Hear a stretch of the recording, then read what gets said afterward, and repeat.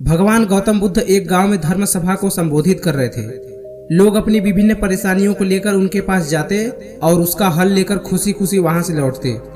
उसी गांव के सड़क के किनारे एक गरीब व्यक्ति बैठा रहता था तथा महात्मा बुद्ध के उपदेश शिविर में आने जाने वाले लोगों को बड़े ध्यान से देखता था। उसे बड़ा आश्चर्य होता था कि लोग अंदर तो बड़े दुखी चेहरे लेकर जाते, लेकिन जब वापस आते हैं तो बड़े खुश और प्रसन्न दिखाई देते हैं। उस गरीब को लगा कि क्यों न वो भी अपनी समस्या को भगवान के समक्ष रखे।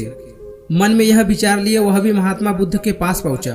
लोग पंक्तिबद्ध खड़े होकर अपनी समस्या को बता रहे थे। जब उसकी बारी आई तो उसने सबसे पहले महात्मा बुद्ध को प्रणाम किया और फिर कहा, भगवान, इस गांव में लगभग सभी लोग खुश और समृद्ध हैं, फिर भी मैं ही क्यों गरीब हूँ। इस पर उन्होंने मुस्कुराते हुए कहा कि तुम गरीब और निर्धन इसलिए हो क्योंकि तुमने आज तक किसी को कुछ दिया ही नहीं।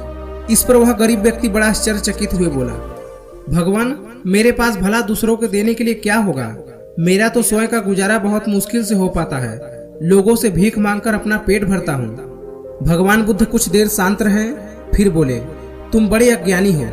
औरों के साथ बांटने के लिए ईश्वर ने तुम्हें बहुत कुछ दिया है। मुस्कुराहट दी है जिससे तुम लोगों में आशा का संचार कर सकते हो। मुख दिया है ताकि लोगों से दो मीठे शब्द बोल सकते हो, उनकी प्रशंसा कर सकते हो। दो हाथ दिए हैं, लोगों की मदद कर सकते हो। ईश्वर ने जिसको यह तीन चीजें दी है वह कभी गरीब और निर्धन हो ही नहीं सकता। निर्धनता का विचार आदमी के मन में होता है, यह तो एक भ्रम है, इसे निकाल दो।